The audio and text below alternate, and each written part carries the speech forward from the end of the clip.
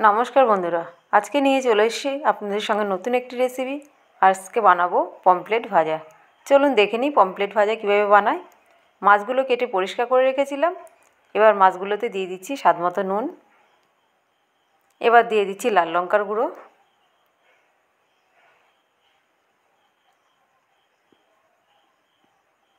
এবার দিয়ে দেব রসুন বাটা,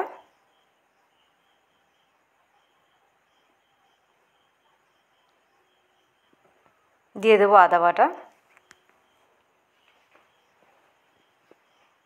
এবার লেবুর জুস দিয়ে দিচ্ছি।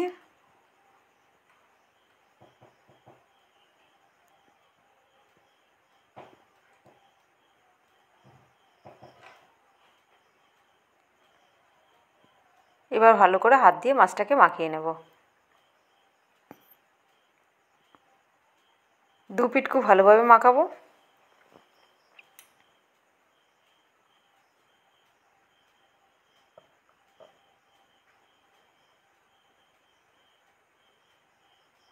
খুব ভালোভাবে মাখিয়ে নিয়েছি। এবার 10 মিনিট এটাকে রেখে দেবো।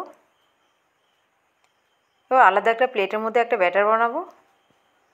তার জন্য নিয়ে নিচ্ছি লাল লঙ্কার গুঁড়ো, এবার দিয়ে দেবো ধনে গুঁড়ো,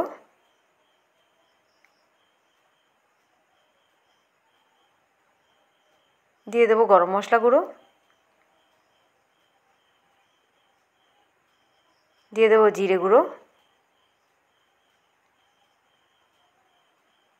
এবার দিয়ে দেবো আজওয়ান,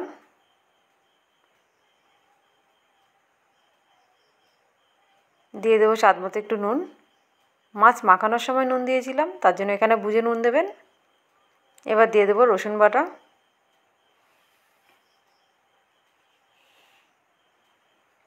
দিয়ে দেবো আদা বাটা,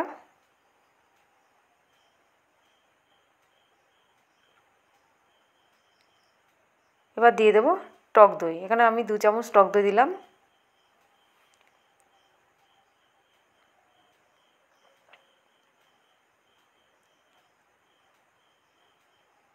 এবার কাসুরি মেথি দেবো, তার জন্য হাতে একটু ঘষে নেব। হাতে ঘষে দিয়ে দিলাম।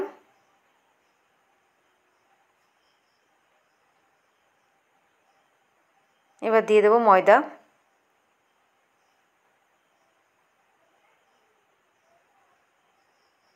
দিয়ে দেবো সর্ষের তেল,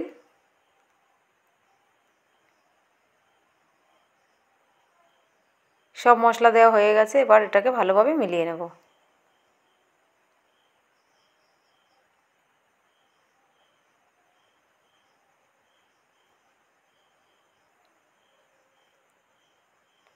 মশলাটা খুব ভালোভাবে মিলাতে হবে।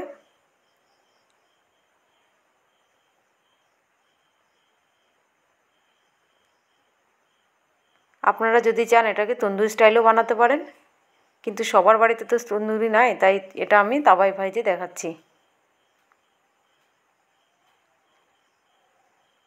এবার দিয়ে দেবো লেবুর জুস,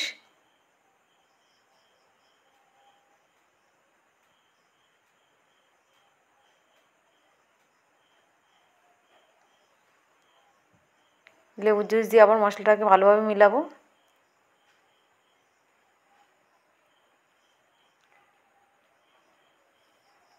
মশলা খুব ভালোভাবে মিলানো হয়ে গেছে। এবার মাছটাতে মাখিয়ে নেব। মাছে মশলাগুলো খুব ভালোভাবে মিলাতে হবে। মাছের উপরে যে কাটা অংশগুলো আছে, অংশগুলোতে ভালো করে মাছে মশলাটাকে ঢোকাতে হবে। তাহলে মাছে যখন ভাজবেন তখন টেস্টটা ভালো আসবে।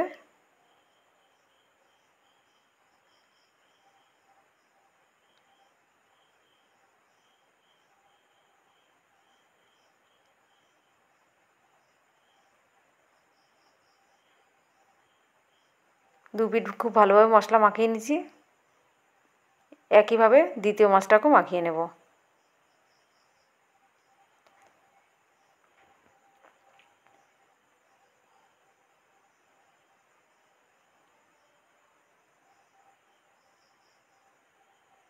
মাছটা খুব ভালোভাবে মাখিয়ে নিয়েছি। এবার এটাকে 30 মিনিট রেখে দেবো।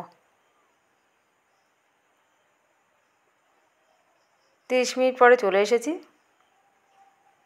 এবার এটাকে তাওয়ায় সর্ষের তেলে ভেজে নেব।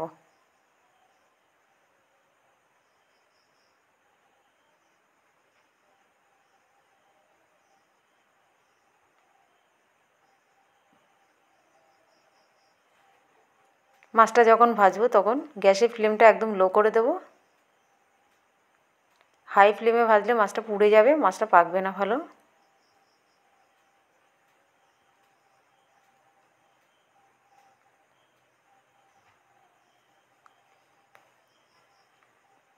একটা সাইড হয়ে গেছে, এবার উল্টে দেবো।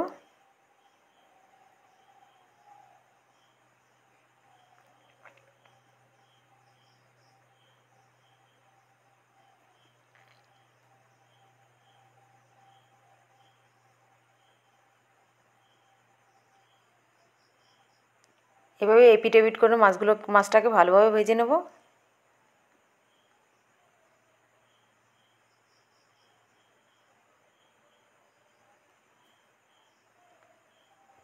মাছ ভাজা হয়ে এসেছে, কালার খুব সুন্দর এসে গেছে।